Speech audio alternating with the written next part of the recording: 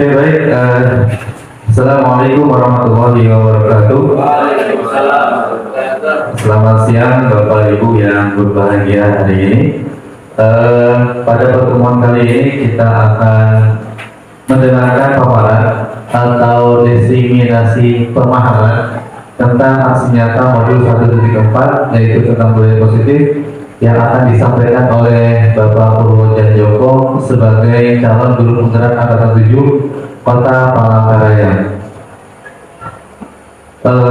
Langsung saja untuk memanfaatkan waktu kita, saya serahkan waktu sepenuhnya kepada Pak Purwojan Joko untuk menyampaikan apa yang sekiranya perlu disampaikan. Kepada Bapak kami persilakan. Baik, terima kasih Pak Ujang. Assalamualaikum warahmatullahi wabarakatuh. Selamat pagi dan salam sejahtera untuk kita semua. Pertama-tama saya mengucapkan terima kasih atas kehadiran dari Bapak Ibu untuk memenuhi undangan kami untuk mengikuti diseminasi pemahaman modul 1.4 tentang budaya positif. Bapak Ibu sekalian, pada kesempatan kali ini saya akan mencoba memaparkan tentang apa itu budaya positif, bagaimana posisi kontrol guru, kemudian nantinya sampai pada bagian yang terakhir, yaitu tentang segitiga restitusi. Bapak Ibu sekalian, mohon maaf kami di sini berada di depan tidak bermaksud untuk menggurui, kami hanya sekedar membagikan apa yang sudah kami pahami, apa yang sudah pernah kami lakukan kepada Bapak Ibu sekalian. Mudah-mudahan ini bisa menjadi inspirasi buat Bapak Ibu dan nantinya bisa pelan-pelan atau perlahan-lahan untuk mewujudkan budaya positif di lingkungan sekolah kita, seperti itu. Bapak Ibu mohon izin untuk berdiri. Bapak Ibu, topik yang saya bawakan pada kesempatan kali ini itu tentang budaya positif. Mungkin kita dari sebelum-sebelumnya kita sudah pernah berbicara tentang budaya, pernah berbicara tentang budi pekerti dan lain sebagainya. Tentunya ada korelasi positif nanti antara yang pernah kita bahas sebelumnya dengan budaya positif. Nah, sebelum masuk ke dalam materi, mungkin Bapak Ibu pernah punya pengalaman pada saat sekolah dulu. Bapak Ibu pernah diminta oleh guru ataupun oleh pihak sekolah untuk melaksanakan atau mengerjakan sesuatu yang tidak sesuai dengan keinginan Bapak Ibu. Misalnya saja Bapak Ibu tidak berminat untuk mengikuti suatu kegiatan, tapi diminta oleh Bapak Ibu guru untuk mengikuti sebuah kegiatan. Saya rasa pernah ya Bapak Ibu ya? Oke.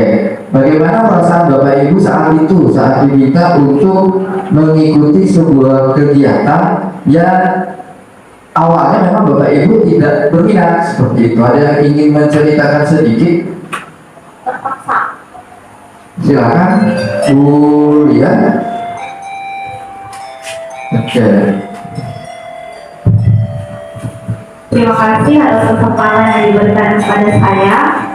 Saya ingat betul pada saat itu ada kegiatan lomba menyanyi.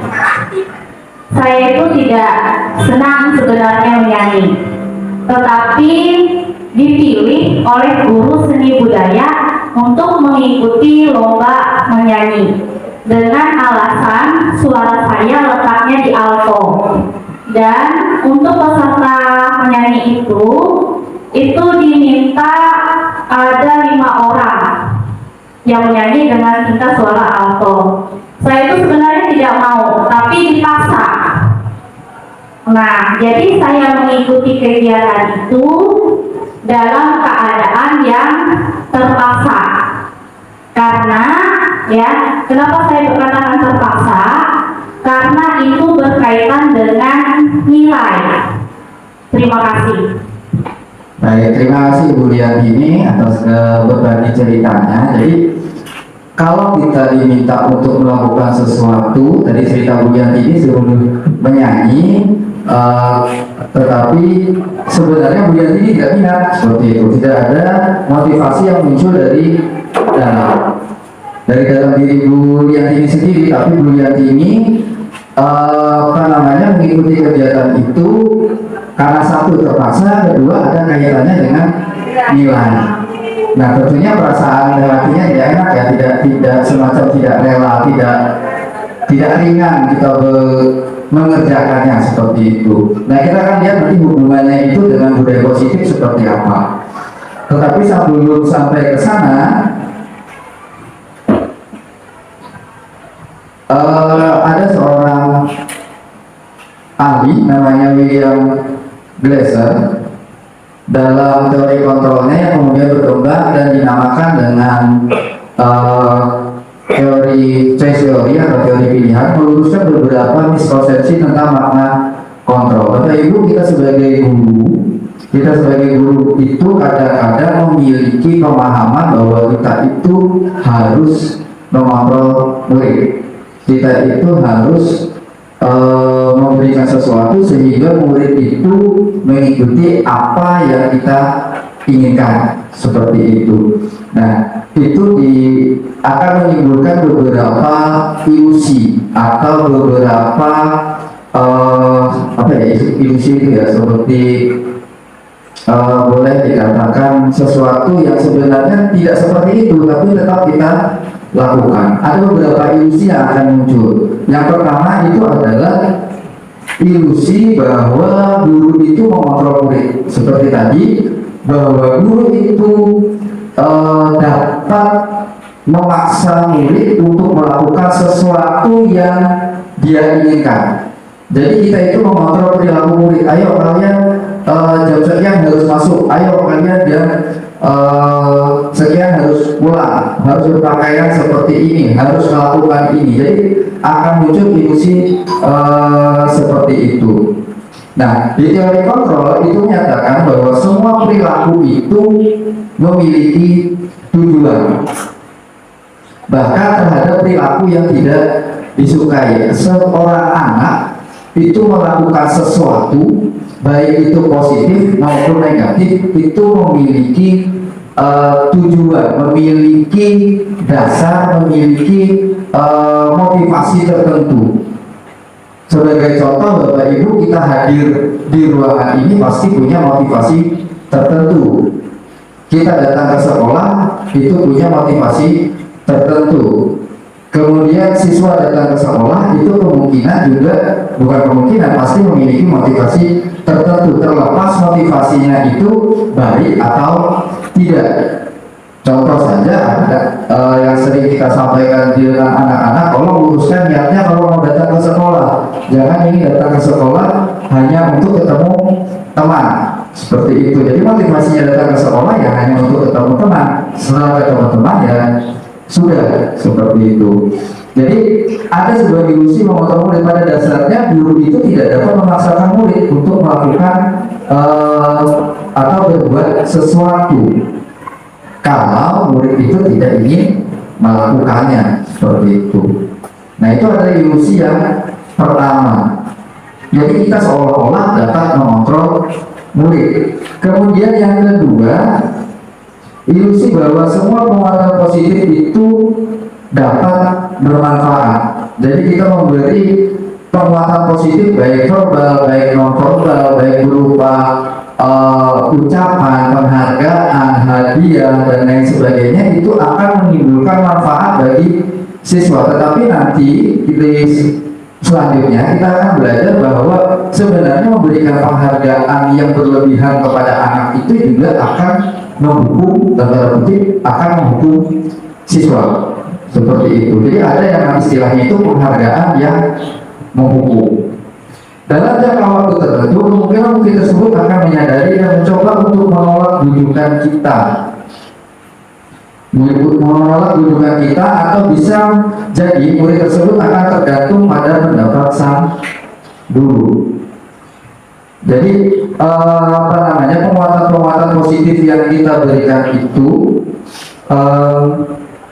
dapat saja nanti akan menjadi penolakan bagi siswa tersebut. Yang berikutnya adalah ilusi bahwa kritik dan membuat orang merasa bersalah dapat menguatkan karakter. Itu yang terjadi. Kita mengkritik murid yang berbuat salah. Biasanya kita lakukan seperti itu. Kita mengkritik murid yang berbuat salah dengan harapan, dengan kritik yang sudah kita lakukan tadi, bahwa murid itu akan mempunyai karakter yang baik atau dapat menguatkan karakter tertentu. Murid dapat belajar untuk merasa buruk tentang diri mereka. Mereka mengembangkan dialog diri yang negatif. Kadang-kala sulit bagi guru untuk mengidentifikasi bahwa mereka sedang melakukan perilaku ini, karena seringkali guru cukup menggunakan suara halus untuk menyampaikan pesan negatif. Menggunakan suara halus di sini maksudnya bisa jadi kita tidak memberikan kritik itu tidak harus dengan nada suara yang tinggi, tidak harus dengan mimik yang menyeramkan, tetapi dengan suara yang halus. Bahasa kita sekarang ini itu adalah mengefek, seperti itu. Dengan mengefek itu kita kadang-kadang berharap bahwa dengan kita mengefek perilaku siswa tersebut, maka itu dapat menguatkan karakter yang akan dimiliki oleh siswa. Itu ilusi yang ketiga. Kemudian yang berikutnya, ilusi bahwa orang dewasa itu memiliki hak untuk memaksa. Ini bukan hanya terjadi di sekolah, kadang-kadang terjadi juga di lingkungan masyarakat, bahwa kita beranggapan bahwa orang yang lebih dewasa itu bisa memaksakan sesuatu kepada yang umurnya lebih muda. Ayo, kamu nih, saya sudah tua, tinggal ini lagi. Nah, jadi kalau kita kan terjadi nih, saya sudah tua nih, tinggal kalian lagi yang ini. Artinya kita memaksa seseorang itu untuk melakukan sesuatu. Saya sudah tua nih, ayo tinggal kalian lagi yang maju, seperti itu. Itu adalah ilusi-ilusi yang muncul, yang sering muncul di kegiatan kita.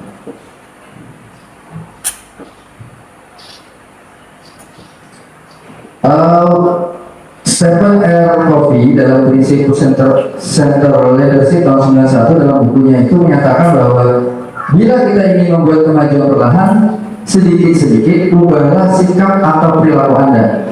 Namun bila kita ingin memperbaiki cara-cara utama kita, maka kita perlu mengubah kerangka acuan kita. Ubahlah bagaimana Anda melihat dunia, bagaimana Anda berpikir tentang manusia. Ubahlah paradigma Anda, skema pemahaman Anda, dan penjelasan aspek-aspek tentang realitas.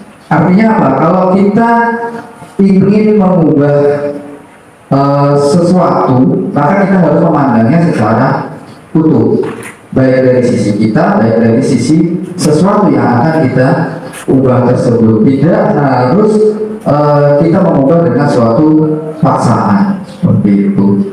Kita harus mengubah paradigma, cara pandang, dan lain sebagainya. Dan itu biasanya mulai dari dalam diri kita sendiri. Bapak Ibu, sebelumnya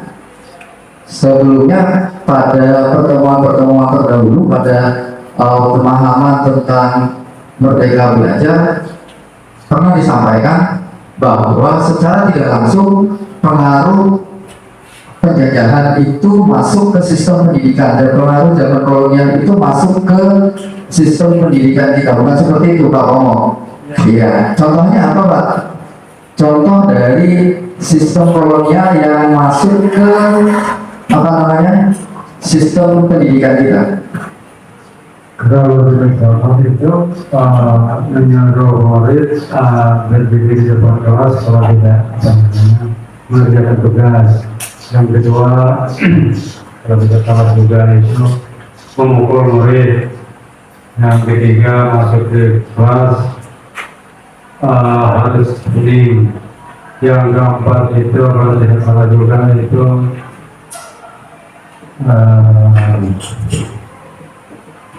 Ya itu ujian satu. Baik, terima kasih Pak Pomo. Jadi ada beberapa sistem kolonial yang masuk ke dalam sistem pendidikan. Contohnya misalnya siswa harus mengerjakan PR, kalau tidak berdiri di depan kelas, disuruh duduk. Siswa harus ikut dengan apa kata gurunya, bukan seperti itu Pak Pomo ya. Oke, guru itu adalah satu-satunya sumber belajar. Jadi siswanya harus ikut ke gurunya, tidak boleh ngikut yang lain. Jadi kalau dulu itu zaman saya kecil, saya ingat bahwa apa kata guru itu lebih hebat daripada apa kata orang tua. Pokoknya asal sudah kata guru, ya sudah orang tua kalah, seperti itu.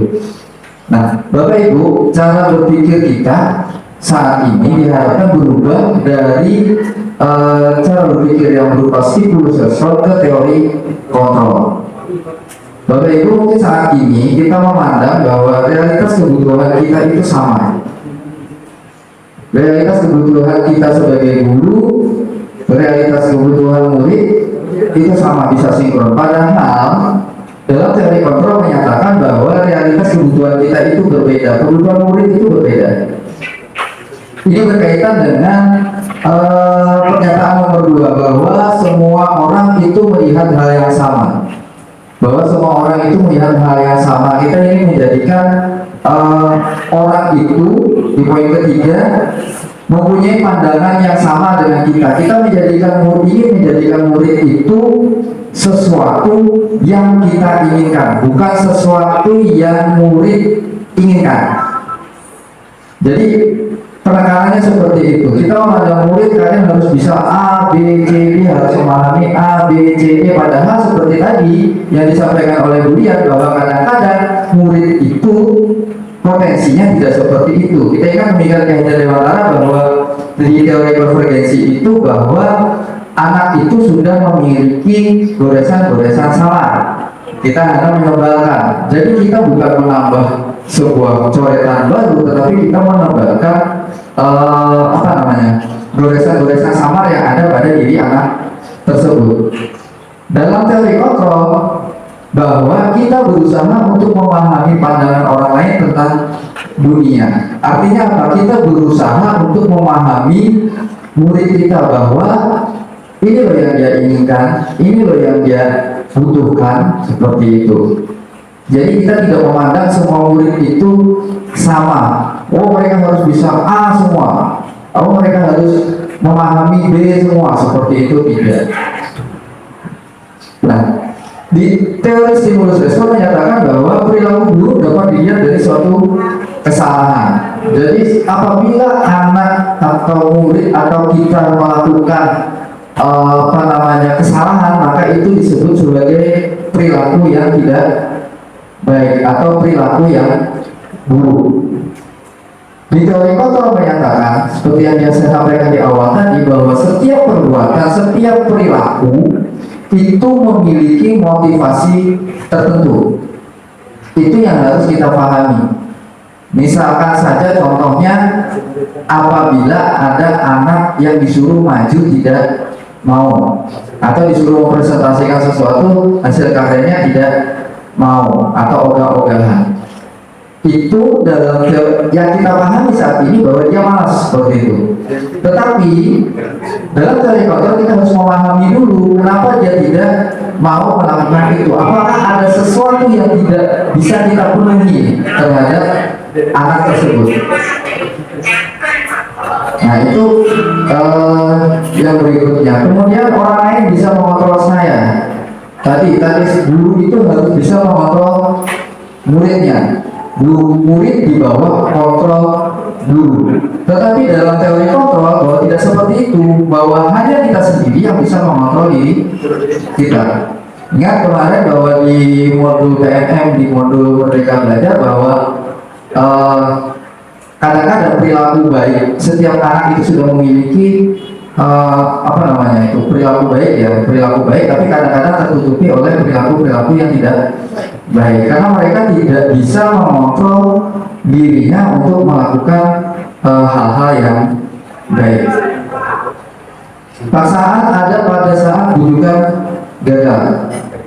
Nah, pada saat kita sudah melakukan bujukan, pada saat kita sudah melakukan hal-hal persuasif kepada siswa kadang-kadang, tapi siswa tetap melakukan kesalahan, maka langkah terakhir biasanya kita lakukan adalah kita melakukan pemaksaan. Kita lakukan, kamu harus seperti ini, kalian harus seperti ini, seperti itu. Tetapi dalam teori kontrol saat ini bahwa kolaborasi dan konsensus menciptakan pilihan-pilihan baru. Kita mengajak siswa itu untuk berkolaborasi untuk mencari solusi dari kesalahan yang sudah dia buat. Nah, kemudian di teori rumus respon dulu kita berpikirnya adalah model berpikir menang kalah. Siswa bisa mengikuti keinginan kita, berarti kita menang, siswa kalah, seperti itu. Tapi saat ini cara berpikirnya kita ubah paradigmanya bahwa kita model berpikirnya adalah menang-menang atau win-win solution. Jadi siswanya memperoleh solusi dari permasalahan yang sedang dihadapi, kemudian juga kita juga mampu untuk memunculkan nilai-nilai positif yang ada pada diri siswa tersebut. Itu yang ingin kita ubah, teori paradigma berpikir kita yang akan kita ubah. Nah, yang berikutnya adalah mengenai disiplin. Bapak Ibu, apa yang terlintas pertama kali di benak Bapak Ibu jika mendengar kata disiplin? Ada yang bisa memberikan tanggapan? Apa sih yang pertama kali terlintas di benak kita begitu kita mendengar kata disiplin? Peraturan. Oke, satu peraturan. Apa lagi? Tepat waktu. Apa lagi? Taat dan patuh. Jadi yang pertama kali di benak kita adalah disiplin, itu adalah taat peraturan, patuh terhadap peraturan, datang tepat waktu. Itu yang muncul di benak kita, karena itu mungkin tadi warisan tadi Pak Pomo ya, warisan dari zaman dulu itu bahwa kita harus taat dengan atasan, kita harus bukan atasan tapi yang memberi perintah seperti itu. Bapak Ibu yang ada dewasa itu menyatakan sebuah makna disiplin di mana ada kemerdekaan, disitulah harus ada disiplin yang kuat. Sungguhpun disiplin itu bersifat self disiplin, yaitu kita sendiri yang mewajibkan kita dengan sekeras-kerasnya, tetapi itu sama saja. Sebab kalau kita tidak cara melakukan self disiplin, wajiblah menguasai mendisiplinkan diri kita. Dan peraturan demikian itulah yang harus ada di dalam suasana yang merdeka. Jadi intinya Bapak Ibu, disiplin itu bukan tumbuh dari luar, bukan tumbuh dari peraturan yang kita buat, tapi tumbuh dari dalam diri kita sendiri. Disiplin anak tumbuh dari dalam diri anak itu sendiri. Jadi motivasi untuk melakukan sesuatu itu muncul dari dalam diri anak itu sendiri. Itu yang dikatakan dengan disiplin untuk menjadikan anak itu yang merdeka. Kemana? Apa itu merdeka? Kemerdekaan kemarin itu adalah mampu berdiri sendiri, seperti itu.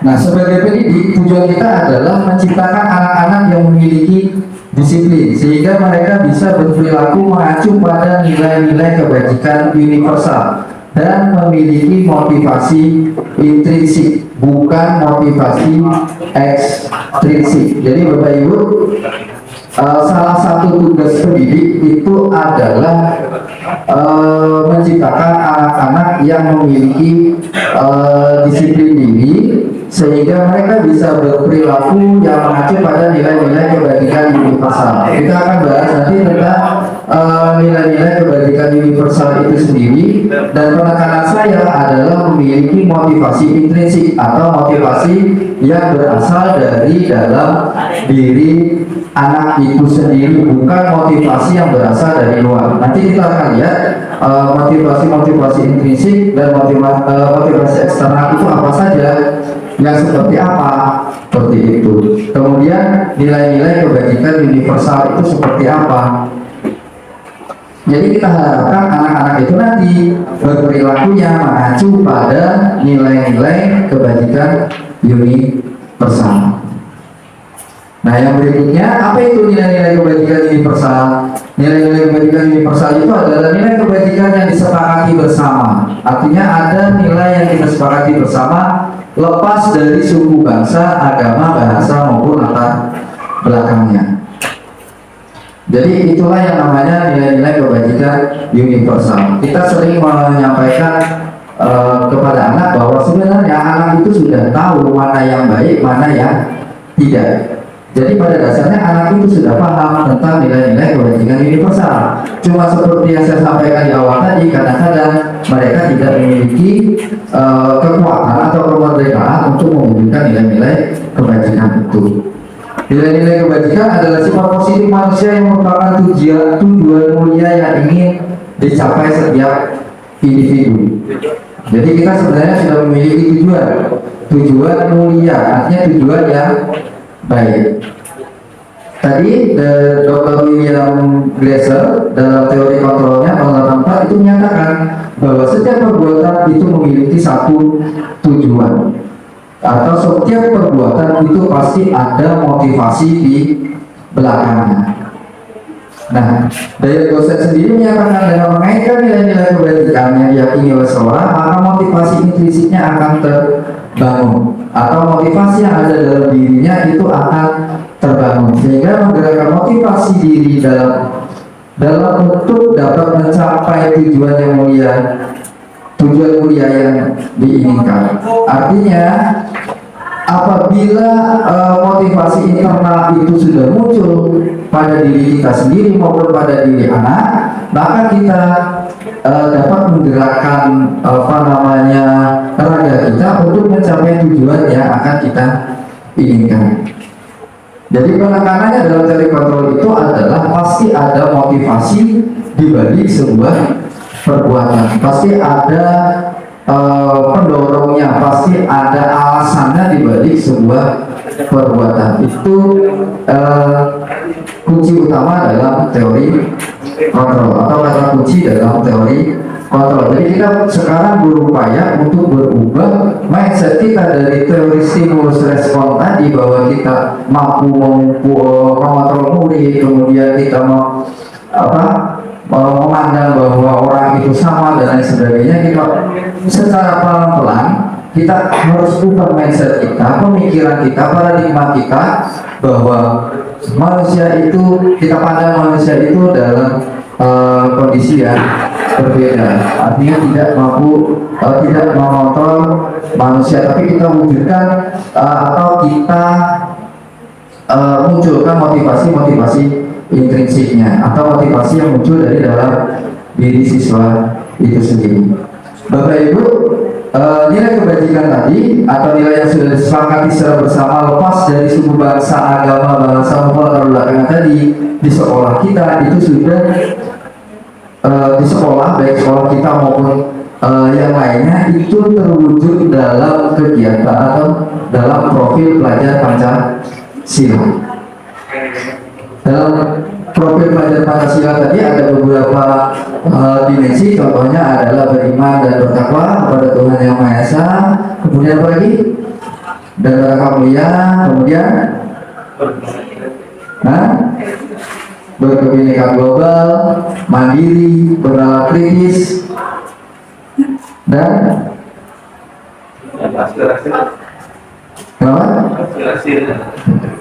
seperti itu adalah P5. Jadi paling tidak nilai-nilai universal yang ada di profil pelajar Pancasila itu bisa kita tanamkan kepada anak-anak kita untuk mewujudkan tadi motivasi intrinsik yang muncul di dalamnya. Kemudian Bapak Ibu tadi di teori kontrol menyatakan bahwa setiap perbuatan itu pasti ada motivasinya, pasti ada pendorongnya, pasti ada yang melatar belakanginya. Ada 3 motivasi perilaku manusia secara umum. Yang pertama itu adalah menghindari ketidaknyamanan atau hukuman. Contohnya misalnya siswa datang pagi itu kadang-kadang dia motivasinya supaya tidak dihukum menyapu halaman, misalnya seperti itu.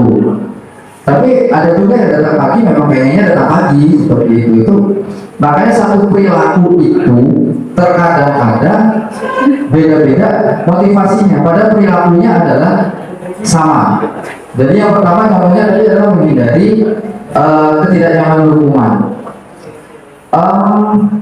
Biasanya yang terbersih di dalam pikiran kalau motivasinya seperti itu adalah apa yang terjadi apabila saya melakukannya, atau apa yang terjadi apabila saya tidak melakukannya. Itulah yang muncul di pemikiran baik kita maupun anak apabila kita memiliki motivasi untuk menghindari ketidaknyamanan atau hukuman.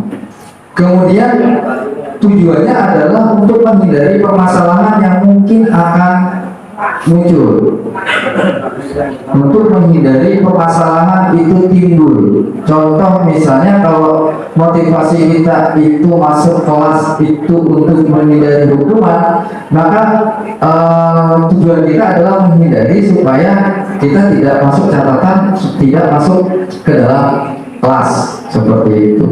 Nah, motivasi yang muncul itu bersifat eksternal atau bersifat berasal dari luar tubuh atau dari luar diri. Berasal dari luar diri, yaitu tadi untuk menghindari hukuman atau ketidaknyamanan. Kemudian yang kedua adalah untuk mendapatkan imbalan atau penghargaan dari orang lain. Biasanya itu yang terbersih di kepala atau di benak itu adalah apabila saya melakukan ini, apa yang saya akan saya dapatkan, seperti itu. Istilahnya kalau bahasa kita itu adalah kita hitung-hitungan. Kalau saya melakukan seperti ini saya dapat apa? Kalau saya tidak melakukan seperti ini saya akan bagaimana? Seperti itu. Itu adalah untuk mendapatkan hitungan. Contoh misalnya di SD sih biasanya kalau kalian datang tepat waktu rapi, kalian akan mendapatkan 1 bintang. Itu yang muncul dalam diri anak itu motivasinya adalah untuk mendapatkan penghargaan, untuk mendapatkan bintang tadi. Kalau melakukan kesalahan maka bintangnya akan dicopot 1, misalnya seperti itu. Itu adalah untuk motivasinya mendapatkan imbalan atau penghargaan. Kemudian apabila motivasinya untuk mendapatkan imbalan atau penghargaan, maka melakukan sebuah tindakan itu biasanya dilakukan untuk mendapatkan pujian atau yang menurut mereka penting dalam kualitas mereka. Jadi imbalan atau penghargaan itu tidak selalu dalam bentuk barang, tidak selalu dalam bentuk fisik, bisa berupa pujian, bisa berupa ungkapan dan sebagainya. Mereka ingin dipuji. Bahkan dalam kehidupan kita sehari-hari kita ada istilah cari muka seperti itu, atau maaf dikatakan sebagai penjilat. Itu karena dia apa? Motivasinya itu adalah untuk mendapatkan imbalan atau untuk mendapatkan penghargaan. Di siswa kita bagaimana? Di murid bagaimana? Karena ada murid yang ini kelihatan tampil wow seperti itu kan, ini tampil kelihatan beda di hadapan teman-temannya supaya apa? Supaya dapat pujian seperti itu, sehingga dia akan berperilaku mencari-cari perhatian dari kita sebagai guru. Nah, motivasi yang muncul itu masih bersifat eksternal, yaitu tadi untuk mendapat penghargaan atau mendapatkan imbalan atau pujian, pokoknya sesuatu yang menyenangkan dirinya lah. Tadi sesuatu yang penting dari kualitas mereka. Nah, yang ketiga itu adalah untuk menjadi orang yang mereka inginkan dan menghargai diri sendiri dengan nilai yang mereka percayai. Nah, orang yang seperti ini itu adalah orang yang ingin boleh dikatakan memuliakan dirinya sendiri. Biasanya motivasinya atau pemikirannya, kalau saya melakukan seperti ini nanti akan saya jadi apa gitu. Saya ingin menjadi seperti, saya harus ingin jadi polisi, berarti saya harus seperti ini. Saya ingin jadi guru, saya harus seperti ini. Itu bisa kita lihat dalam diri siswa kita. Kadang-kadang ada yang saya ingin nanti kedepannya saya ingin berprofesi sebagai ini, atau saya ingin memimpikan saya menjadi orang yang seperti ini. Maka dia akan berbuat sesuatu yang mereka inginkan. Nah, mereka membuat sesuatu yang mereka percayai bahwa nanti kalau saya melakukan seperti ini, saya menjadi sesuatu yang saya inginkan. Itu yang namanya motivasi untuk menghargai diri sendiri dan nilai yang mereka percayai. Kemudian orang yang memiliki motivasi ini itu melakukan karena nilai-nilai yang diyakininya, nilai-nilai yang dia yakini, sehingga motivasi yang muncul itu adalah motivasi yang bersifat internal atau motivasi yang muncul dari dalam dirinya sendiri karena dia ingin menghargai dirinya sendiri. Inilah motivasi yang ingin kita dapatkan dari siswa-siswa kita, dari murid-murid kita, dari diri kita sendiri, bahwa motivasinya itu bukan karena ingin diberi penghargaan, bukan supaya tidak dapat hukuman, tapi memang motivasi yang muncul dari dalam diri sendiri untuk menghargai dirinya sendiri. Dan ini untuk memunculkan motivasi internal ini bukan perkara mudah, bukan perkara singkat, tidak memerlukan waktu, bukan memerlukan waktu yang sangat singkat, tetapi perlu waktu yang lama, perlu usaha yang keras, dan perlu kolaborasi, perlu kebersamaan, perlu komitmen dari kita semua. Bapak Ibu, dalam budaya positif kita akan mengenal 3 istilah. Yang pertama adalah hukuman, konsekuensi, dan restitusi. Nah, hukuman itu apa? Hukuman itu adalah sesuatu yang menyakitkan dan sifatnya mendadak, bersifat satu arah. Jadi ada beberapa karakteristik dari hukuman. Pertama, sifatnya menyakitkan baik secara fisik maupun psikis, kemudian dadakan, mendadak, bersifat satu arah. Murid hanya menerima hukuman tanpa kesepakatan, artinya tidak ada kesepakatan terlebih dahulu, dapat berupa fisik, psikis, ataupun kata-kata.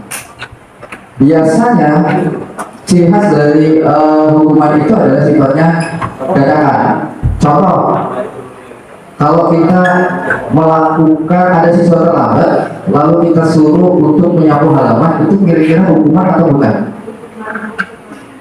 Nah, berarti sanksi hukuman sama saja, Bu. Kurang lebih saudara sepupu itu. Nah, seperti itu. Jadi sifatnya itu hanya satu arah dari guru ke siswa. Dadakan tanpa kesepakatan terlebih dahulu. Kadang-kadang kita melihat sendiri dari sekolah, kalau ada yang terlambat, ada yang disuruh nyapu, ada yang disuruh ngepel, ada yang disuruh parkir. Termasuk saya sering melakukan seperti itu, saya suruh parkir kendaraan kalau saya parkirnya ada kurang rapi. Nah, itu namanya adalah hukuman. Beda dengan konsekuensi. Kalau konsekuensi itu sudah terencana dan disepakati secara bersama. Pelanggar dibuat tidak nyaman untuk sementara berdasarkan data yang umumnya dapat diukur. Artinya sudah ada kesepakatan. Contoh dari konsekuensi apa sih kalau di tempat kita? Ya, apa? Ya, buku kendali warna biru itu adalah konsekuensi. konsekuensi. Melakukan pelanggaran A dapatnya poin sekian, melakukan pelanggaran B itu dapatnya poinnya sekian, dan itu bisa diukur. Misalnya saja dalam buku kendali ya, buku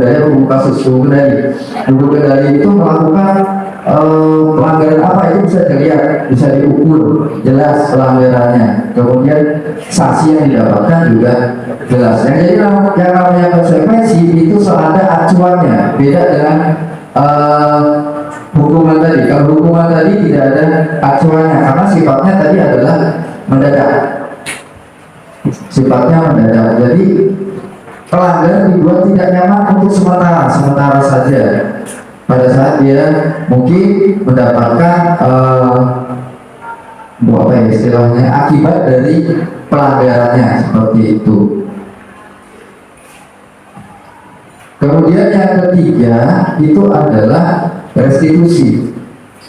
Restitusi itu merujuk pada adanya gagasan dari pelanggar untuk memperbaiki kesalahan yang dibuatnya untuk menguatkan karakter. Jadi yang namanya restitusi itu ada gagasan dari si pelanggar untuk memperbaiki kesalahannya.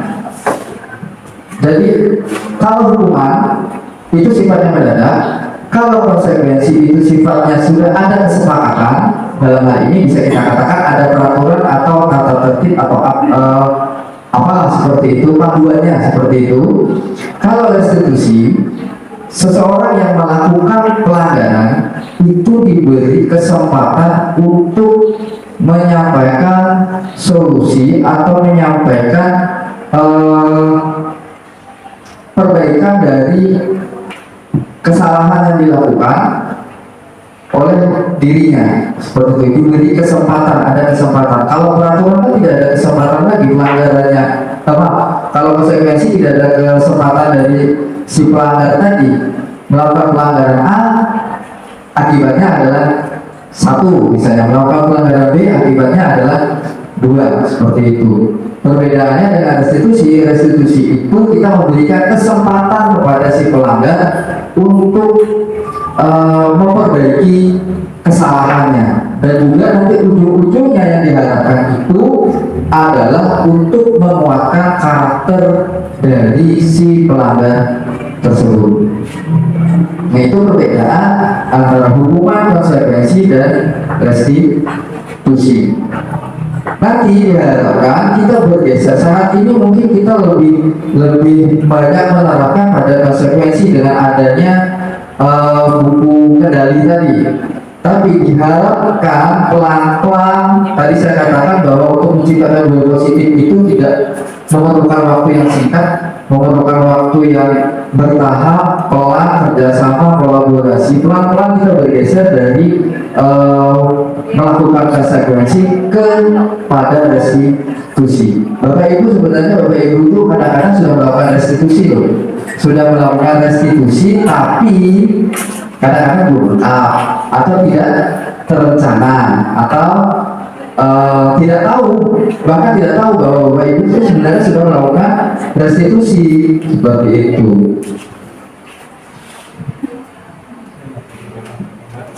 Nah, ini yang saya katakan tadi, bahwa kadang-kadang penghargaan yang berlebihan itu dapat menghukum atau dihukum oleh penghargaan. Saat kita berulang kali menjadikan hadiah kepada anak-anak agar berperilaku bertanggung jawab, atau kepada murid agar mempelajari sesuatu yang baru, atau kepada seorang karyawan agar melakukan pekerjaan yang berkualitas, kita sedang berasumsi mereka tidak dapat melakukannya, atau mereka tidak akan memilih untuk melakukannya. Jadi secara tidak langsung penghargaan itu akan mengasumsikan bahwa murid, bahwa siswa, bahwa orang yang diberi kepercayaan itu tidak mampu untuk melakukan sesuatu. Jadi itulah yang dikatakan kenapa kita dihukum oleh penghargaan. Jadi kalau tidak ada penghargaan, maka siswa itu tidak bisa melakukan sesuatu. Nah, paradigma itu yang harus diubah sehingga apa namanya siswa itu tidak akan nanti dalam tanda kutip terhukum oleh penghargaan itu sendiri, sehingga kita meyakini bahwa siswa kita itu mampu melakukan sesuatu berdasarkan motivasi yang muncul dari dalam dirinya. Nah, kenapa kita didukung oleh penghargaan? Tadi selain kita berasumsi bahwa orang lain itu tidak bisa melakukan sesuatu yang kita inginkan, penghargaan itu hanya efektif dalam jangka waktu yang pendek. Walaupun kadang-kadang kita juga mencari penghargaan, contohnya adalah Satya Lancana dan lain sebagainya yang kemarin gagal itu, iya kan? Tapi itu efektif dalam jangka pendek. Paling lama Satya Lancana kan 10 tahun, habis itu ganti lagi. Satya Lancana 2, 20 tahun, 30 tahun dan seterusnya. Kemudian penghargaan itu sebenarnya adalah merusak hubungan, karena dengan adanya penghargaan kemungkinan besar akan menciptakan kompetisi. Kompetisi kalau tidak dijaga, maka kompetisinya bisa menjadi kompetisi yang tidak sehat, seperti itu. Kemudian mengurangi ketepatan, menurunkan kualitas, mematikan kreativitas. Nah, ini ada sebuah studi bahwa penghargaan itu bisa mematikan kreativitas. Artinya dia hanya ingin sampai tataran ideal saja untuk mendapatkan penghargaan tersebut, tidak mampu mengeksplor dirinya untuk membuat sesuatu yang lebih, sesuatu yang berbeda, sesuatu yang tidak sama dengan orang lain, sehingga dia menjadikan dirinya berbeda.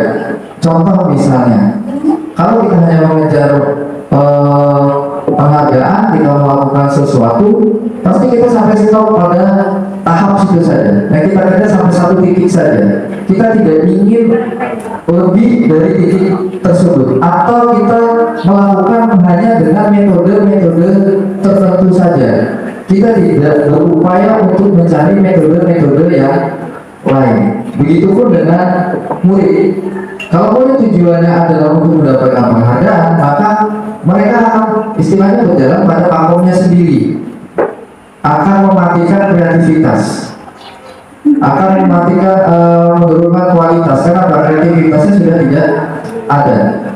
Kemudian penghargaan itu juga menghukum, secara tidak langsung akan menghukum yang tidak mendapat penghargaan secara tidak langsung. Yang dapat penghargaan mungkin ya senang-senang saja, tapi yang tidak mendapat penghargaan dia merasa, oh ternyata hasil yang saya dapatkan tidak baik, dia terhukum secara tidak langsung. Seperti itu. Apa boleh memberikan penghargaan? Boleh saja, asal jangan terlalu sering. Tadi di awal dikatakan bahwa pemberian penghargaan yang terlalu sering itu juga tidak baik, akan mempunyai dampak negatif. Dampak positifnya tadi hanya efektif hanya dalam beberapa waktu yang pendek, mungkin efektif dalam waktu beberapa saat saja atau beberapa waktu saja, seperti itu. Nah, kita kembali ke restitusi tadi. Dan dosen menyatakan bahwa restitusi itu adalah proses menciptakan kondisi bagi murid untuk memperbaiki kesalahan mereka, sehingga mereka bisa kembali pada kelompok mereka yang berkarakter yang lebih kuat.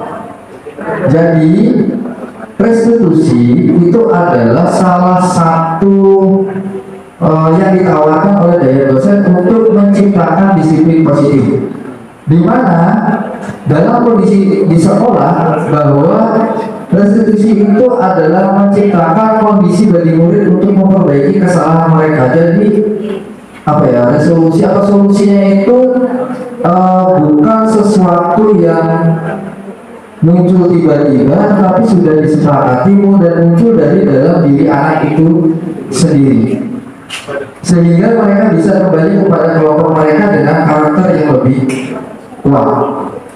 Jadi pada saat siswa atau murid itu melakukan kesalahan, mereka kembali ke kelompoknya. Kadang-kadang semacam ada penolakan atau semacam ada pengucilan seperti itu, kadang-kadang terjadi seperti itu. Tetapi dengan restitusi nanti diharapkan anak itu akan kembali ke kelompoknya itu dengan kondisi karakter yang lebih kuat lagi, agar kondisi yang lebih baik lagi seperti itu. Jadi kita kembalikan mereka seolah-olah mereka itu tidak terjadi apa-apa, kesalahannya sudah mereka perbaiki seperti itu. Kemudian restitusi juga proses kolaboratif yang mengajarkan murid untuk mencari solusi untuk masalah dan membantu murid berpikir tentang orang seperti apa yang mereka inginkan dan bagaimana mereka harus memperlakukan orang lain. Jadi dalam restitusi itu adalah proses kolaboratif atau proses kolaborasi.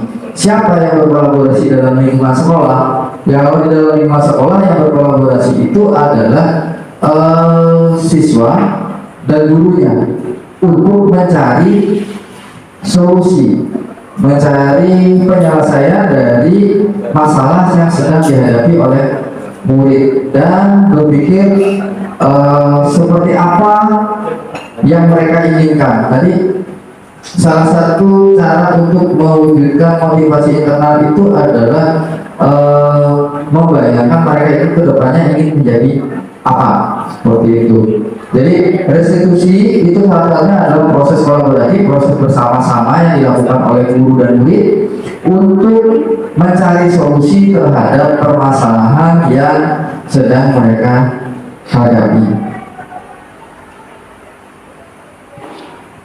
Nah, ini beberapa poin yang bisa disimpulkan dari restitusi.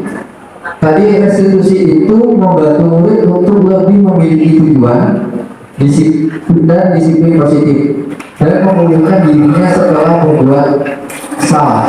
Jadi tadi seperti yang saya katakan bahwa restitusi itu akan mengembalikan siswa itu ke kelompoknya dengan memiliki karakter yang lebih kuat lagi sebelum lebih kuat daripada dia sebelum melakukan restitusi. Penekanannya bukanlah pada bagaimana berperilaku untuk menyenangkan orang lain atau menghindari kenyamanan atau tadi untuk mendapatkan penghargaan, namun tujuannya adalah untuk menjadi orang yang menghargai nilai-nilai kebajikan yang mereka percayai. Kemarin Bapak sudah menyampaikan nilai-nilai kebajikan universal yang sudah disepakati secara umum, itu ada banyak sekali di situ, bisa kita adopsi. Kemudian ketika murid berbuat salah, guru akan menanggapi dengan mengajak murid berefleksi. Jadi penekanannya adalah dengan mengajak murid untuk berefleksi tentang apa yang mereka lakukan untuk memperbaiki kesalahan. Jadi mereka merefleksikan perbuatannya untuk memperbaiki kesalahan yang mereka perbuat supaya mereka menjadi pribadi yang lebih baik dan menghargai dirinya. Jadi yang ketika siswa melakukan kesalahan itu kita bukan memberikan konsekuensi, kita bukan memberikan hukuman, tetapi kita mengajak siswa untuk melakukan refleksi apa yang terjadi, kemudian motivasinya apa, kemudian bagaimana cara mereka untuk memperbaiki kesalahannya, sehingga diharapkan setelah mereka mampu melakukan resolusi terhadap kesalahannya, mereka akan menjadi pribadi yang lebih baik dan lebih menghargai dirinya sendiri dan orang lain, tentunya diri baik diri sendiri maupun orang lain. Ciri-ciri restitusi ada beberapa yang bisa kita sampaikan. Yang pertama itu adalah restitusi bukan untuk menebus kesalahan, namun belajar dari kesalahan. Jadi sebenarnya restitusi itu bukan sebuah penebusan kesalahan, bukan sebuah sesuatu yang digunakan untuk mengganti kesalahannya, tetapi bagaimana kita dapat belajar dari sebuah kesalahan yang kita buat. Restitusi memperbaiki hubungan, restitusi memperbaiki hubungan, bukan hukuman. Restitusi memperbaiki hubungan. Jadi dengan restitusi diharapkan mereka kembali ke kelompoknya itu dengan normal, tidak terjadi pecah belah, tidak terjadi perselisihan, tidak terjadi penolakan. tidak terjadi apa namanya tadi pengkucilan dan sebagainya. Restitusi itu adalah sebuah tawaran. Jadi kita menawarkan kepada si pembuat kesalahan atau si pelanggar untuk mencari solusi dari permasalahan yang dia buat. Jadi dia berupa tawaran, bukan berupa paksaan. Karena kamu sudah melakukan ini, maka kamu harus melakukan A, seperti itu. Itu bukan, sebenarnya bukan restitusi, tapi itu sebuah paksaan sebenarnya. Di dalam restitusi tidak ada paksaan. Di dalam restitusi itu tidak ada paksaan, yang ada hanya tawaran. Dan di dalam restitusi itu ada, dalam tanda kutip, itu adalah menuntut untuk melihat ke dalam diri. Artinya menuntut siswa untuk melakukan refleksi terhadap apa yang sudah dia lakukan dan bagaimana nilai-nilai kebajikan yang dia yakini, seperti itu. Jadi kita menuntut siswa untuk melakukan refleksi dan melihat ke dalam dirinya terhadap hal-hal yang sudah dia lakukan. Restitusi mencari kebutuhan dasar yang mendasari tindakan. Nah, selanjutnya nanti kita akan belajar tentang 5 kebutuhan dasar manusia. Dia melakukan tindakan itu sebenarnya tujuannya apa? Motivasinya apa? Kebutuhan apa yang belum terpenuhi? Kalau motivasinya tadi ada 3, yaitu menghindari hukuman dan ketidaknyamanan, mendapatkan penghargaan. Kemudian yang ketiga itu adalah untuk menghargai diri sendiri. Nah, yang berikutnya itu adalah kebutuhannya apa yang harus kita penuhi, atau kebutuhan apa yang tidak terpenuhi sehingga dia melakukan perbuatan tersebut. Karena tadi pasti di teori Maslow tadi menyatakan bahwa setiap perbuatan itu pasti ada motivasi yang melatar belakanginya. Kemudian restitusi fokus pada karakter, bukan pada tindakan. Jadi fokusnya itu berfokus pada karakter yang akan kita bentuk, atau yang akan terbentuk, bukan pada tindakan yang harus dilakukan oleh si pelanggar. Dalam hal ini mungkin kalau kita di sekolah itu adalah anak. Kemudian restitusi itu menguatkan, bukan menjatuhkan. Artinya menguatkan posisi anak, menguatkan karakter anak, bukan menjatuhkan anak baik secara fisik maupun secara mental. Kemudian restitusi itu fokus pada solusi, tadi bukan pada tindakannya. Kemudian restitusi itu mengembalikan murid yang berbuat salah kepada kelompoknya. Jadi kita bagaimana mengembalikan siswa yang berbuat salah itu kepada kelompoknya sehingga bisa diterima kelompoknya dengan baik. Nah, untuk menjalankan restitusi maka ada keyakinan yang berlaku baik secara kecil di dalam kelas maupun yang secara umum, bisa dikatakan sebagai keyakinan sekolah. Kalau dalam kelas yang lebih kecil namanya adalah keyakinan kelas. Kalau dalam sebuah skup yang lebih luas namanya adalah keyakinan sekolah. Nah, apa itu keyakinan kelas? Keyakinan kelas itu nilai-nilai keselamatan atau kesehatan, atau nilai kebajikan universal yang sudah disepakati secara tersirat dan tersurat, lepas dari latar belakang suku, negara, bahasa maupun agama. Jadi nilai-nilai kebajikan apa yang sudah disepakati di kelas itu. Karena dalam restitusi nanti akan ada satu sisi, yaitu menanyakan tentang keyakinan. Keyakinan kelas apa? Apakah perbuatan kamu ini sesuai dengan keyakinan kelas yang ada di kelas kalian? Seperti itu.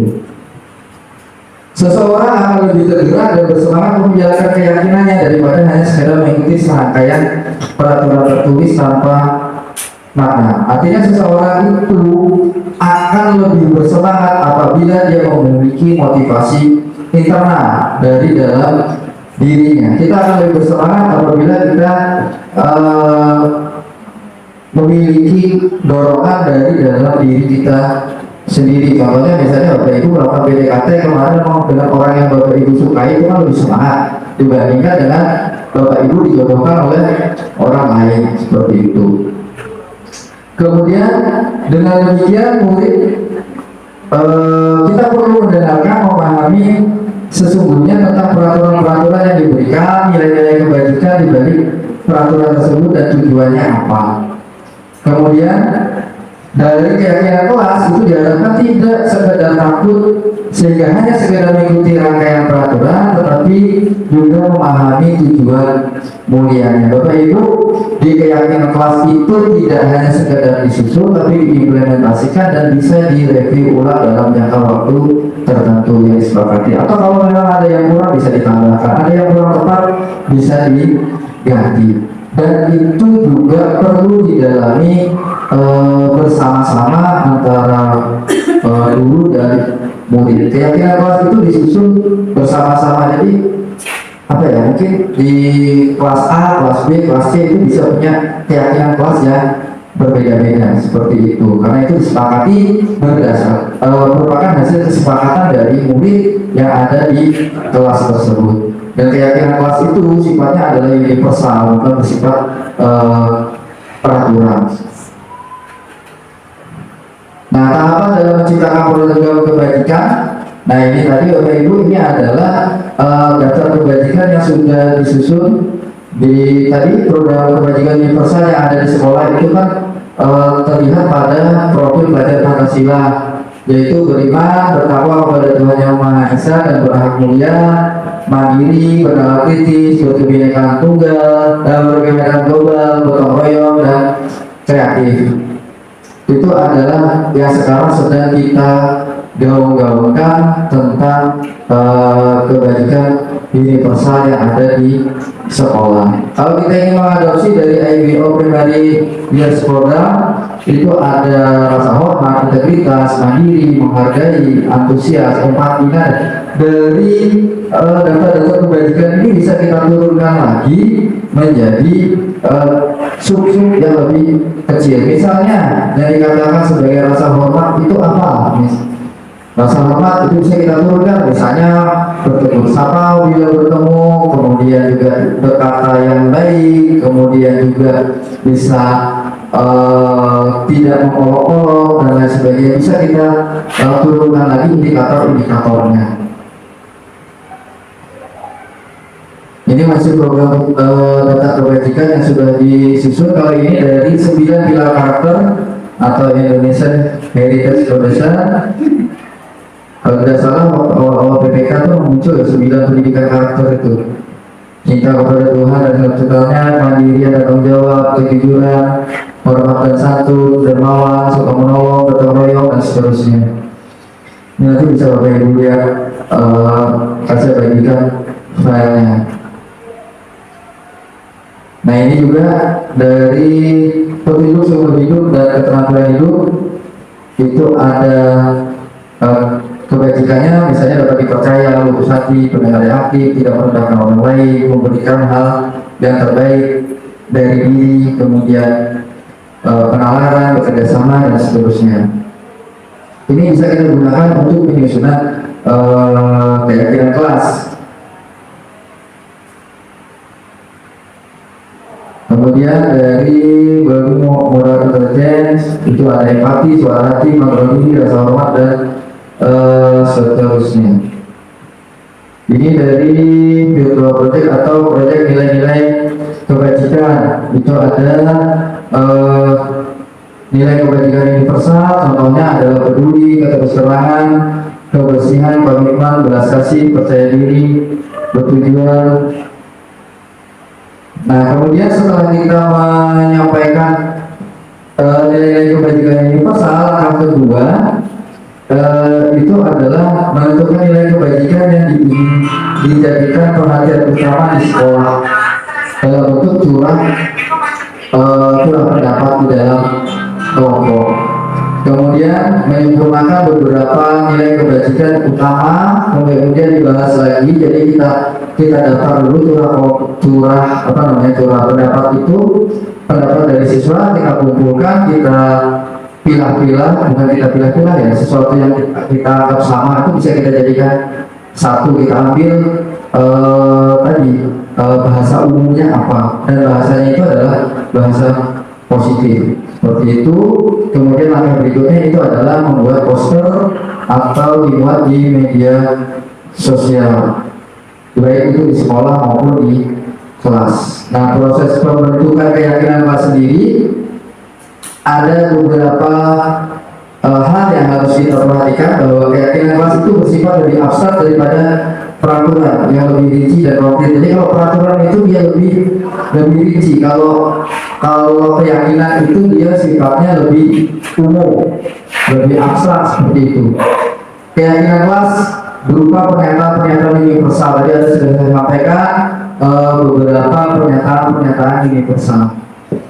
Pernyataan keyakinan kelas senantiasa dibuat dalam bentuk positif atau menggunakan kalimat yang positif. Misalnya kalimat negatif itu tidak datang terlambat, seperti itu bisa diganti dengan kalimat yang positif: hadir tepat waktu, tidak berkata kotor atau jorok, bisa diganti dengan berkata yang lebih sopan, berkata dengan sopan. Kemudian keyakinan kelas itu hendaknya tidak terlalu banyak, cukup beberapa poin saja. Karena apa? Tadi keyakinan kelas itu sifatnya menggunakan kata-kata yang sifatnya lebih umum, sehingga tidak perlu banyak keyakinan kelas. Tapi dengan sesuatu yang tidak banyak itu diharapkan mudah diingat dan mudah dipahami oleh warga kelas. Kemudian keyakinan kelas sebaiknya sesuatu yang dapat diterapkan di lingkungan tersebut, tidak yang apa istilahnya, sesuatu yang muluk-muluk, yang neko-neko, seperti itu. Semua warga kelas hendaknya ikut berkontribusi dalam pembuatan keyakinan kelas melalui kegiatan curah pendapat. Tadi sudah disampaikan bahwa pembentukan keyakinan kelas itu melibatkan guru dan semua warga kelas. Jadi nilai-nilai yang akan disepakati itu merupakan hasil curah pendapat dari warga yang ada di kelas. Apa saja yang ingin mereka yakini atau ada kebajikan apa yang mereka sepakati. Kemudian bersedia meninjau kembali keyakinan kelas dari waktu ke waktu. Seperti yang saya katakan tadi, keyakinan kelas itu bisa ditinjau dalam kurun waktu tertentu. Prosedurnya kurang lebih seperti tadi, bahwa karena ini sesuatu yang baru, maka alangkah lebih baiknya kita sampaikan dulu tentang apa itu keyakinan kelas kepada warga kelas tersebut. Kemudian intinya pertama itu memberikan kesempatan kepada warga kelas atau warga sekolah itu untuk bercurah pendapat, mengutarakan nilai-nilai kebajikan apa yang ingin disepakati, kemudian kita kumpulkan, kemudian kita ganti apabila ada kalimat negatif itu menjadi kalimat yang positif.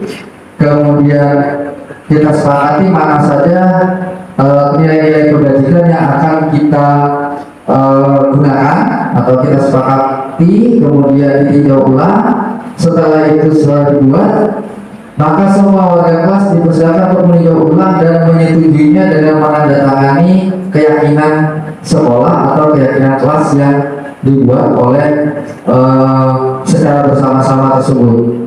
Kemudian yang terakhir adalah keyakinan kelas bisa diletakkan pada dinding atau tempat yang mudah dilihat oleh warga kelas, karena inilah yang menjadi nilai-nilai kebajikan yang ada di dalam kelas. Sehingga karena itu sudah merupakan kesepakatan bersama, maka diharapkan siswanya itu memiliki motivasi yang sama, motivasi yang muncul dari dalam dirinya. Ini contoh keyakinan kelas. Misalnya setiap anggota kelas perlu belajar. Belajar itu kan umum ya, bisa diturunkan lagi. Semua anggota kelas perlu senang, itu bisa diturunkan lagi nanti indikator-indikatornya apa, atau itu hormat, bekerja, terima dan memiliki.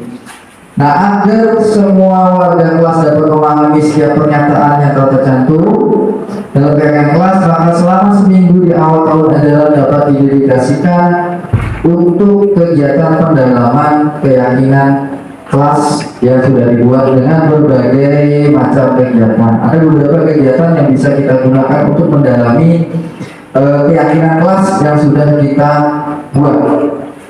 Misalnya saja, nah ini contoh pembuatan keyakinan kelas yang ada saya gunakan di kelas 10 PKJ. Yang pertama itu penjelasan dulu tentang keyakinan kelas itu apa, kemudian ini mereka kegiatan curah pendapat tadi, menuliskan apa namanya nilai kebajikan universal yang akan disepakati, kemudian ditempelkan, kemudian kita bahas mana-mana saja, dan yang berikutnya kita buatkan posternya dan mereka menyepakati dengan melakukan penanda tanganan pada keyakinan yang sudah mereka buat secara bersama-sama.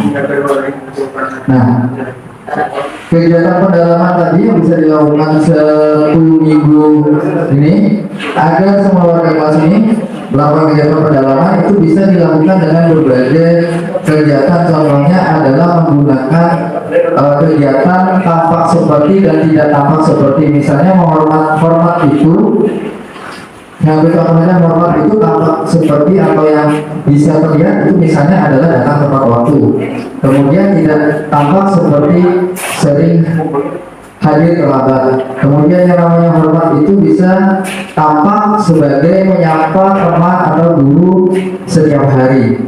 Tidak tampak atau tidak tampak itu perilaku negatifnya ya. Tampak itu adalah perilaku positifnya. Tidak tampak ta'acuh kepada teman. Nah, seperti ini adalah contohnya. Dalam kegiatan pendalaman keyakinan kelas ini bisa dilakukan secara berkelompok. Tadi ada beberapa poin nilai kebajikan yang akan sudah disepakati. Nah, itu ditinjau kembali, didalami kembali dengan kegiatan-kegiatan contohnya tadi adalah kegiatan tampak seperti atau tidak tampak seperti ini. Kemudian nanti hasilnya itu dilakukan curah pendapat lagi ke teman-temannya, sehingga pendalaman ke nilai kebajikan yang atau keyakinan yang sudah dibuat itu akan lebih bagus lagi. Kemudian kegiatan yang kedua itu bisa berupa kegiatan tugas saya dan tugas kamu. Ya, masing-masing itu seperti mengimplementasi tugas saya itu apa, tugas Anda itu apa, tugas guru itu apa, tugas guru itu apa. Dalam misalnya kebajikan tadi menghormati, berarti tugas guru itu apa yang harus dilakukan, murid itu apa yang harus dikerjakan, seperti itu. Nah, ini contohnya adalah seperti ini. Guru itu tugasnya adalah ini, murid itu tugasnya ini. Guru itu tugasnya bukan ini. Misalnya ini salah satu contoh pendalaman keyakinan kelas. Misalnya guru itu tugasnya mengajar, murid itu tugasnya belajar. Guru itu tugasnya bukan menyakiti atau disakiti. Guru tugasnya bukan, ini ada murid ini. Harusnya karena itu adalah murid tugasnya bukan menyakiti atau disakiti. Guru tugasnya adalah mendidik, murid tugasnya adalah mencoba. Guru tugasnya bukan memaksa untuk belajar, tapi murid tugasnya bukan untuk mengeluh, misalnya seperti itu. Itu untuk menunjukkan nilai-nilai positif yang ada di dalam diri siswa.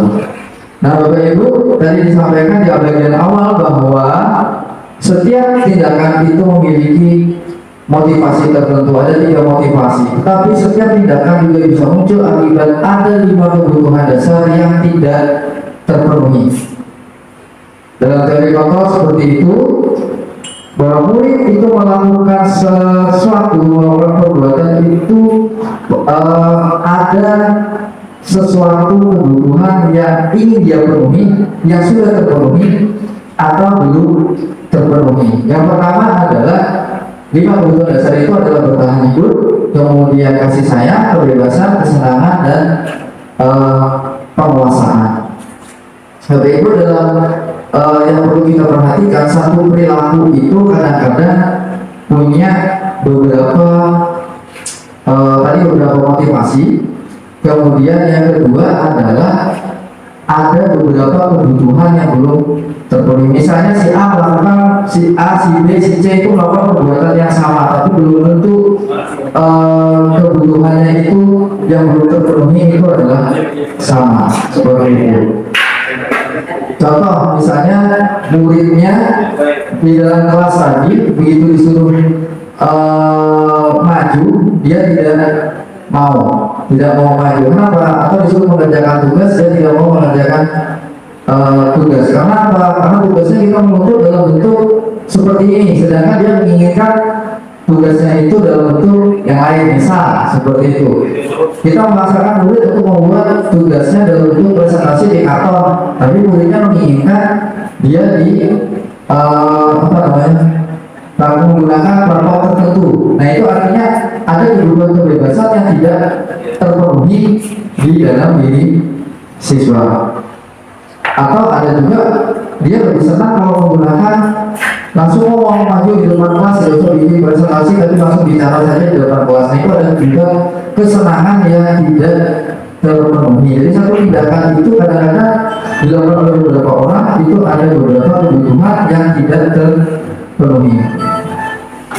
Bapak Ibu, dalam melakukan restitusi itu ada 5 posisi kontrol guru. 5 posisi kontrol guru tentunya dengan ciri-ciri tersendiri. Yang pertama itu adalah penghukum. Seorang penghukum itu bisa menggunakan kemampuan fisik maupun verbal. Orang-orang yang menjalankan posisi penghukum senantiasa mengatakan bahwa sekolah memerlukan sistem atau alat yang dapat lebih menekankan murid-murid lagi lebih dalam lagi. Nah, guru seperti ini itu percaya hanya ada satu cara agar pembelajaran bisa berhasil, yaitu cara dia meyakini bahwa itu tadi kita berubah dari posisi stimulus respon ke kontrol. Stimulus respon itu kita memandang kita bisa mengendalikan siswa seperti itu tadi, tapi di teori kontrol bahwa siswa itu harus mengendalikan dirinya sendiri. Ada kata-kata yang umum mungkin tidak sama tapi maknanya sama ya. Misalnya saja di posisi penghukum itu patuhi aturan saya atau awas, gitu. Ada dalam berpikir itu adalah ancaman. Atau juga kamu lagi yang salah, kamu terus yang datang terlambat. Mohon maaf Bapak Ibu ya kalau memang ini sering terjadi, karena sebelum memahami tentang budaya positif juga saya sering boleh dikatakan sering melakukan mengucapkan hal-hal seperti ini. Kemudian pasti selalu yang terakhir selesai. Misalnya ada siswa yang sering lambat selesai gitu, pasti kamu lagi yang terakhir. Itu adalah tipe-tipe seorang posisi, kalau kita mengambil posisi seorang penghukum.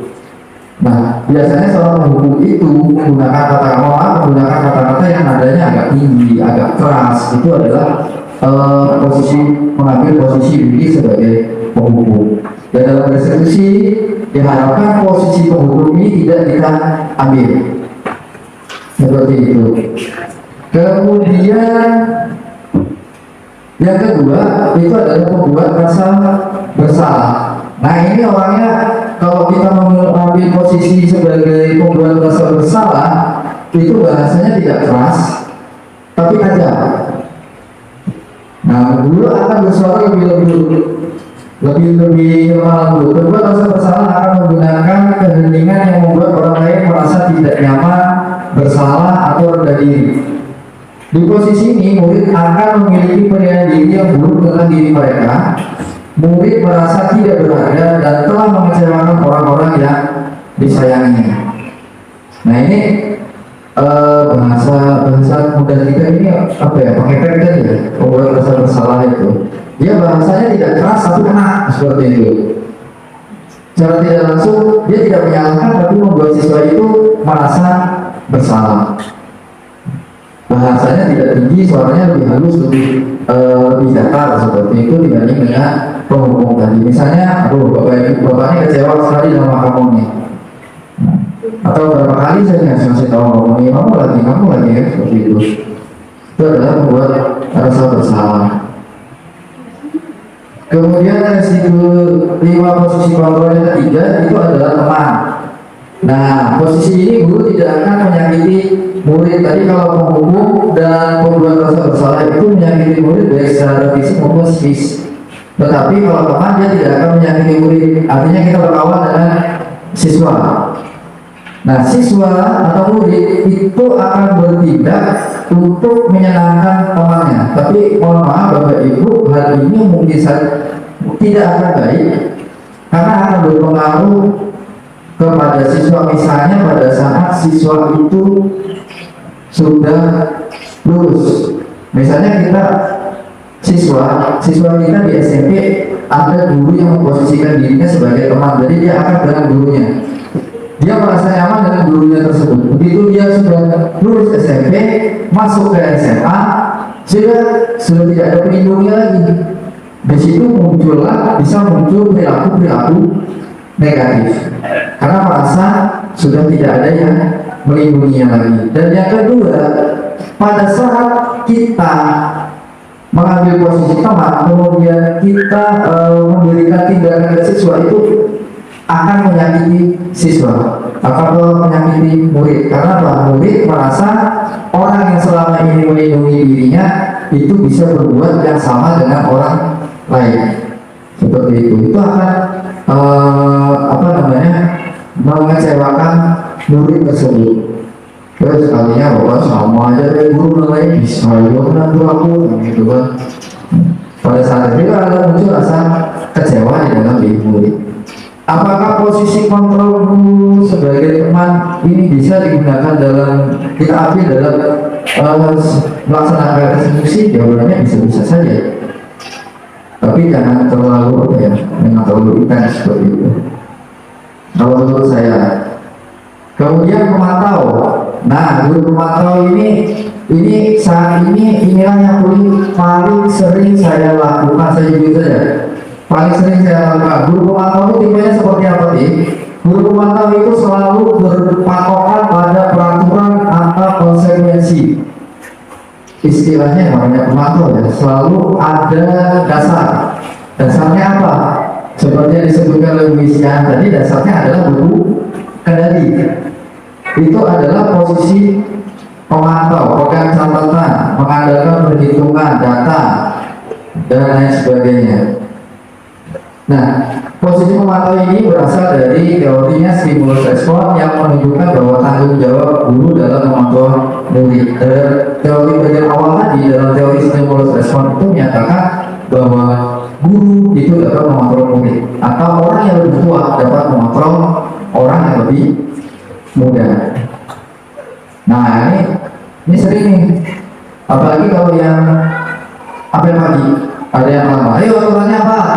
Nah, masuk gimana Pak? Datang seperti apa? Parkirnya di mana? Maksudnya seperti itu. Kemudian sanksinya apa? Seperti itu. Ayo buku kendali, mana buku kendalinya? Kalau datang terlambat berapa poinnya? Seperti itu kan. Itu adalah posisi pemantau. Nah, yang terakhir diharapkan itu adalah kita sebagai manajer. Kita sebagai manajer, di mana guru itu berbuat sesuatu bersama dengan murid, mempersilahkan murid untuk mempertanggungjawabkan perilakunya, mendukung murid agar dapat menemukan solusi atas permasalahannya sendiri, dan yang berikutnya adalah mengajak murid untuk menganalisis kebutuhannya apa sih yang perlu kita penuhi. Itu posisi manajer. Manajer itu tidak menghukum ya. Manajer itu memberikan kesempatan kepada murid untuk mempertanggungjawabkan perilakunya atau menemukan solusi dari kesalahan yang sudah dia buat, seperti itu. Contohnya, misalnya, nah inilah fungsinya dari keyakinan kelas tadi. Keyakinan kelas yang sudah dibuka, apakah perbuatanmu ini sudah sesuai tidak dengan keyakinan kelas? Seperti itu, kita menanyakan seperti itu. Kalau tidak sesuai keyakinan kelas mana, misalnya seperti itu. Terus apa yang akan kamu lakukan untuk memperbaiki kesalahanmu? Nah, itu adalah teori dari posisi manajer. Jadi kita memberikan kesempatan kepada murid untuk memberikan solusi, dan ini apa ya, tidak bisa serta-merta kita lakukan. Kadang-kadang juga ada murid yang lebih tertutup dan lain sebagainya, itu akan lebih sulit untuk melakukan restitusi. Yang pertama dibangun di restitusi itu adalah kepercayaan terlebih dahulu, seperti itu. Ini posisi kontrol guru. Penghukum guru itu menghardik, menunjuk, menyakiti, menyindir, membuat rasa bersalah, berceramah, menunjukkan kekecewaan yang mendalam, kemudian kalau sebagai teman itu membuatkan alasan-alasan untuk murid-muridnya. Kalau teman tahu deh tadi menghitung dan mengukur, kalau manajer itu mengajukan pertanyaan. Kalau perkataannya, kalau sebagai penghukum, kalau kamu tidak melakukannya, saya akan seperti itu. Kalau saya buat merasa bersalah, aduh kamu sudah mengecewakan saya. Pada saya berharap lebih pada kamu seperti itu. Kalau sebagai teman, ayo kan bapak sudah ini, ayolah ini. Istilahnya lakukanlah demi saya, seperti itu. Kalau pemantau sudah jelas. Pemantau tadi selalu terikat dengan peraturan dan tata tertib, seperti itu. Kalau manajer, apakah kamu yakin, apakah kamu meyakini hal tersebut bahwa perbuatan ini baik atau tidak, atau sesuai dengan keyakinan kelas atau nilai kebajikan universal yang sudah kita sepakati, seperti itu. Kita lebih kalau di posisi manajer itu lebih mengajak ke posisi dialog. Jadi komunikasinya itu lebih lebih hidup, lebih dua arahnya. Ini masih ada lagi hasilnya. Kalau kita sebagai penghukum, mohon maaf, kalau sebagai penghukum kadang-kadang murid itu malah berontak, seperti itu. Kalau membuat rasa bersalah, biasanya dampaknya itu murid akan menyangkal atau menyembunyikan, menyangkal atau berbohong. Kalau teman, dampaknya itu akan murid akan lebih tergantung pada gurunya. Sebenarnya saya sampaikan tadi, begitu dia punya guru yang posisikan di sebagai teman di SMP, dia pindah ke SMA atau SMK, maka dia seperti kehilangan pelindungnya, seperti itu. Kemudian pemantau itu menyesuaikan bila diawasi, itu hasilnya sama kayak kita. Kalau ada pengawas lebih kelihatan rajin, nah, seperti itu.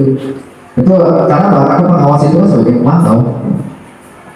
Kemudian kalau manajer, nah manajer ini hasil yang diharapkan itu adalah karakter yang kuat, karakter yang kuat.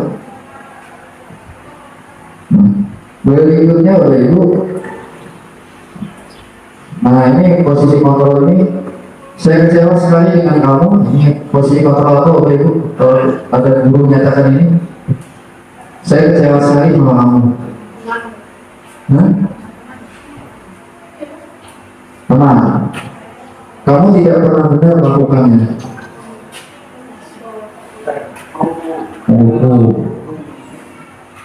Apa kamu mau mendapatkan stiker bintang hari ini?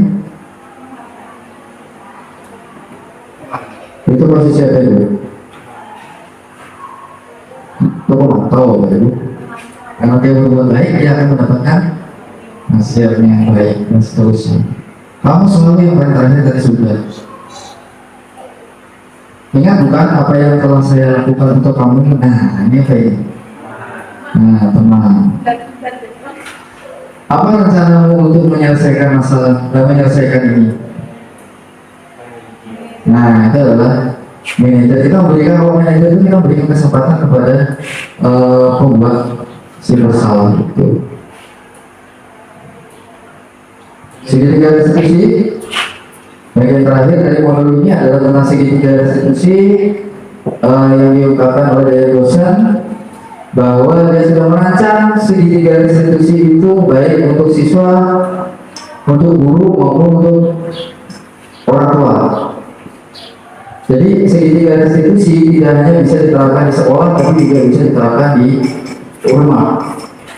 Langkahnya ada 3, yaitu menstabilkan identitas, kemudian validasi tindakan yang salah, kemudian menanyakan keyakinan. Kalau kita hubungkan dengan teori kontrol, bahwa menstabilkan identitas itu dalam teori kontrol itu menyatakan bahwa kita semua akan melakukan hal terbaik yang bisa kita lakukan. Kalau yang kemarin menyatakan bahwa dalam posisi menstabilkan identitas itu kita lebih menurunkan kepada menurunkan emosi ya, meredakan emosi terlebih dahulu sehingga dialog itu akan bisa berjalan. Kenapa? Karena kalau emosinya sama-sama tinggi, baik itu si guru dan si murid atau salah satu pihak, baik itu guru saja atau murid saja, maka dialog itu tidak akan bisa berjalan. Kemudian validasi yang tindakan yang salah itu berdasarkan teori kontrol tadi bahwa semua perilaku kita itu pasti punya alasan. Kemudian menanyakan keyakinan bahwa kita semua memiliki motivasi internal untuk melakukan sesuatu. Kalau kita gambarkan seperti ini, ketiga langkah segitiga restitusi itu. Sebenarnya seperti yang saya katakan tadi bahwa kita tuh kadang-kadang sudah melakukan restitusi, tapi kadang tidak lengkap, kadang terbalik, terbolak dan lain sebagainya. Seperti itu. Jadi dan ini perlu pembiasaan ya, segitiga restitusi itu, karena terus terang kalau kita seperti SMA, SMK seperti ini, bahwa pola-pola yang terdahulu itu pasti membawa dampak atau teringat ke siswanya. Nah, kestabilan identitas itu bertujuan untuk mengubah identitas anak dari seseorang yang gagal karena melakukan kesalahan menjadi suatu yang orang yang sukses. Anak yang melanggar peraturan itu kadang-kadang tujuannya adalah untuk mencari perhatian, tapi gagal. Mencari perhatian yang gagal, jatuhnya dia melakukan kesalahan. Dan itu dilakukannya biasanya untuk memenuhi kebutuhan dasar tadi, 5 kebutuhan dasar manusia tadi, namun ada benturan. Nah, sehingga dia bisa melakukan kesalahan. Nah, tadi lebih sudah saya sampaikan bahwa kestabilan identitas itu lebih pada konsep untuk menstabilkan emosi. Kemudian kenapa kita harus menstabilkan identitas dulu? Bahwa rasa bersalah itu menguras energi. Rasa bersalah membutuhkan energi yang sama dengan energi yang dibutuhkan untuk mencari penyelesaian masalah. Jadi dibandingkan energinya untuk emosi, lebih baik digunakan untuk mencari penyelesaian masalah. Itu bahasa sederhananya seperti itu. Kemudian ketika kita merasa bersalah, kita mengalami identitas kegagalan. Dalam kondisi ini orang akan cenderung untuk menyalahkan orang lain atau mempertahankan diri daripada mencari solusi. Makanya perlu kita redakan dulu. Karena kalau orang merasa bersalah itu pasti cari kambing hitam, begitu kok ya. Kemudian perasaan bersalah membuat kita terperangkap pada masa lalu di mana kita sudah tidak bisa berbuat apa-apa lagi. Kita hanya bisa mengontrol apa yang akan terjadi di masa kini dan masa yang akan datang. Jadi langkah pertamanya itu kita stabilkan dulu identitasnya. Kemudian langkah keduanya itu adalah kita memvalidasi tindakan yang salah. Itu berdasarkan teori kontrol tadi bahwa semua tindakan manusia itu pasti memiliki maksud atau tujuan. Tidak apa-apa kita apa istilahnya memvalidasi bahwa tindakannya itu sebenarnya salah, seperti itu. Nah, kemudian langkah terakhir itu adalah menanyakan keyakinan yang sudah disepakati. Menanyakan keyakinan apakah tindakan itu sesuai dengan keyakinanmu atau tidak. Bapak Ibu, saya punya satu video contoh penerapan segitiga restitusi. Ini video dari LNS ya? Dari LNS ya? Contoh penerapan segitiga restitusi. Bentar, ini belum seterusnya.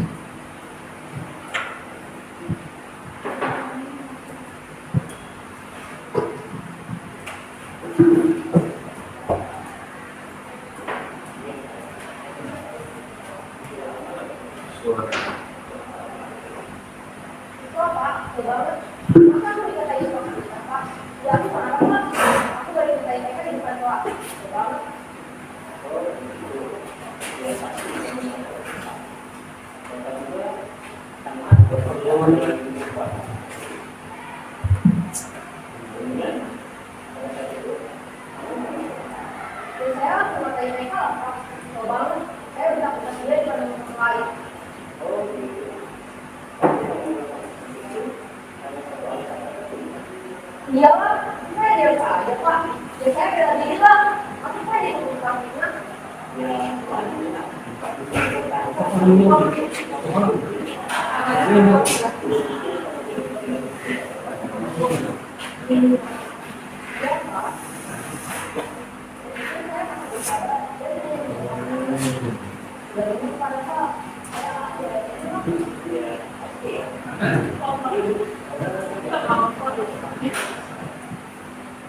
Nah ini emosinya sudah mulai turun Bapak Ibu.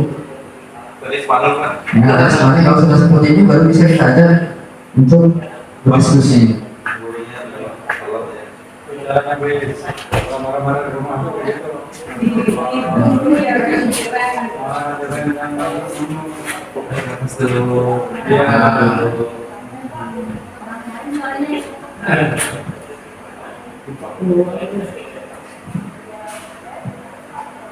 Punya kalau makan.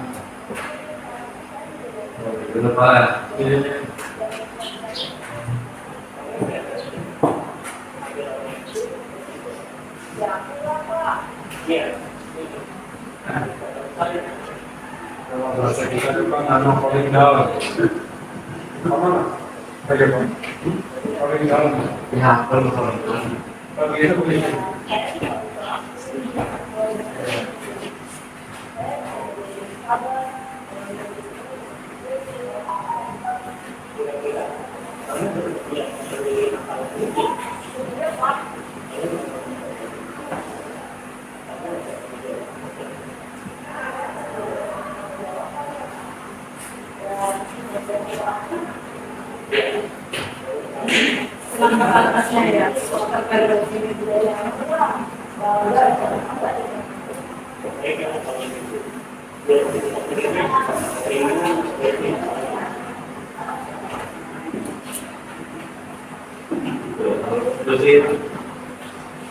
Tapi belum kalau punya memakai yang memang hidup yang ideal itu susah banget.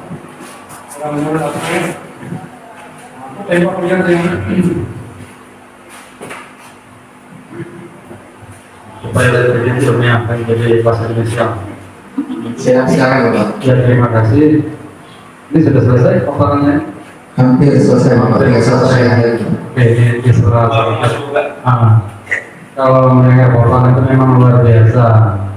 Banyak hal-hal baru yang kita dapatkan dari pemaparan Pak Joko tadi, yang semuanya tadi kan untuk mengubah cara kita mengajar yang dahulu, mengikuti program mereka belajar khususnya kan peserta didik kita, baik kita bertutur kata dan seterusnya. Tapi apakah bisa kita ingat ketika kita dalam situasi namanya kita sudah jadi tiket yang saya kasih tahu aja ada murid-murid yang terlambat datang, terpikirlah kira-kira kita bukan hanya Pak Joko tapi Bapak Ibu guru kita pakai kata dengan yang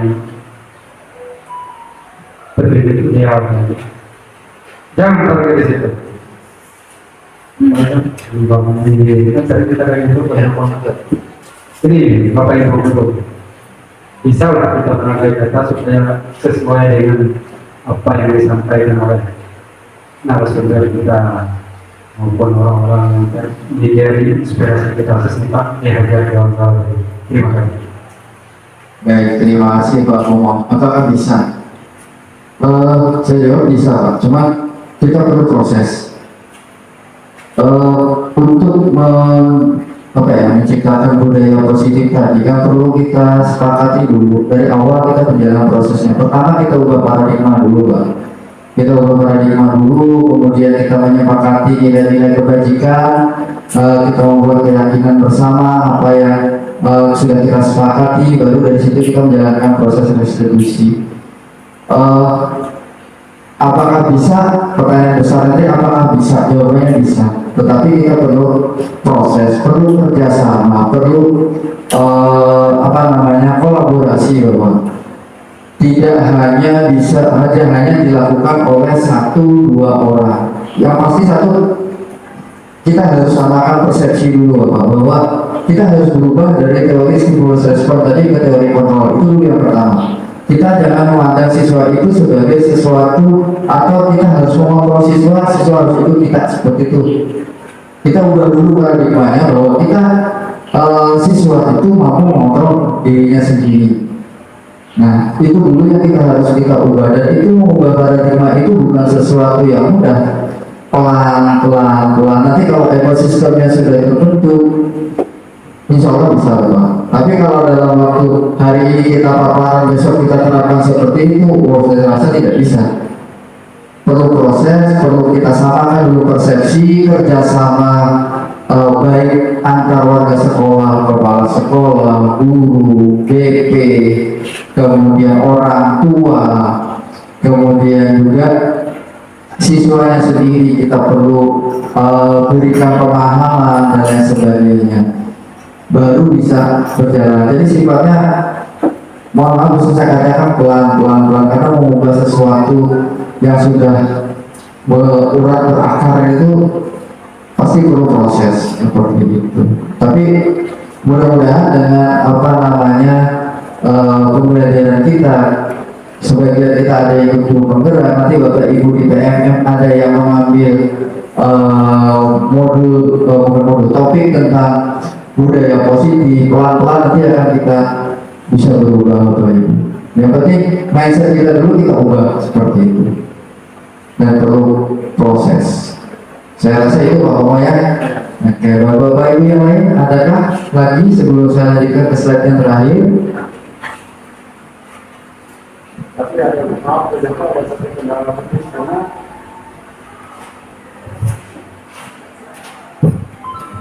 Saya izin dulu Pak ya, sampai begini.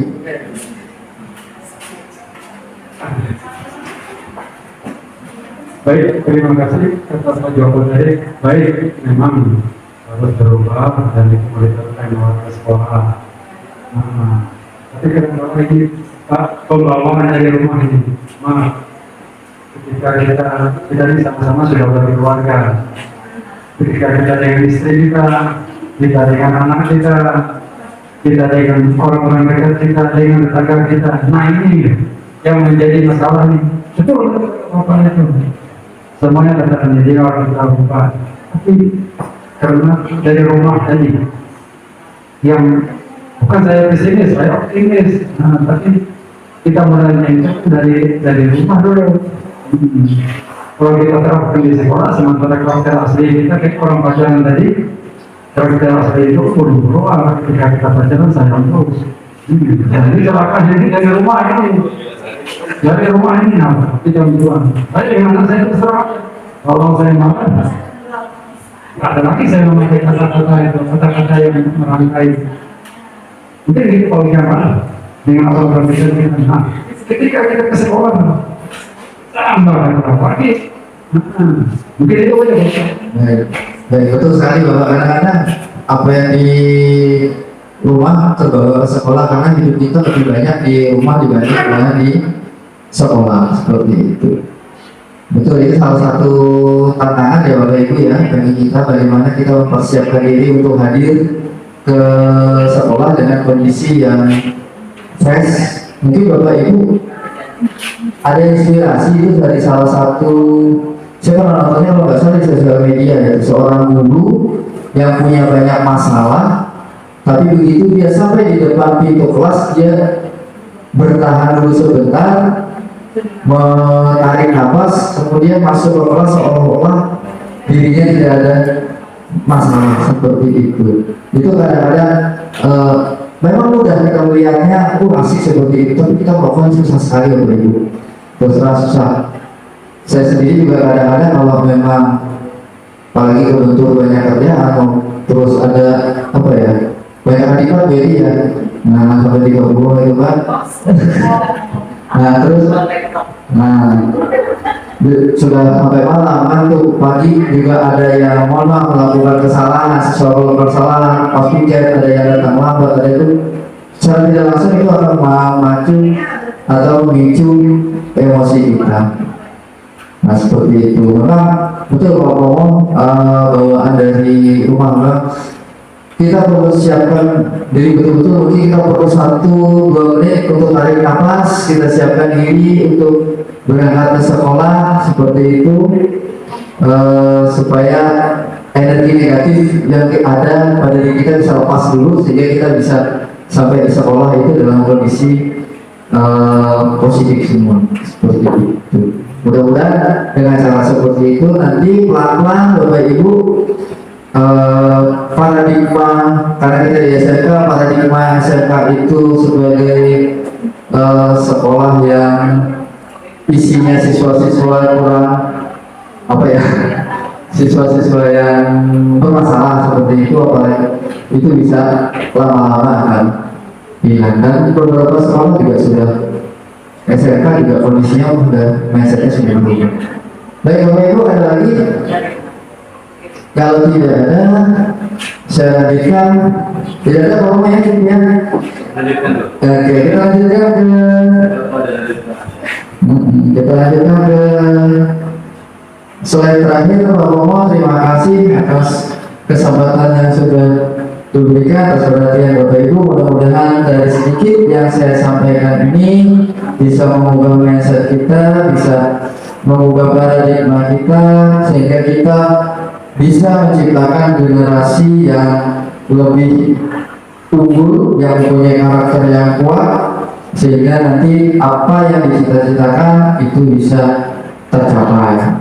Dan pesan saya terakhir Bapak Ibu, semuanya perlu proses, tidak ada yang instan, pelan-pelan kita ubah. Yang penting komitmen dan konsisten seperti itu. Itu saja saya akhiri. Terima kasih. Wassalamualaikum warahmatullahi wabarakatuh. Selamat siang.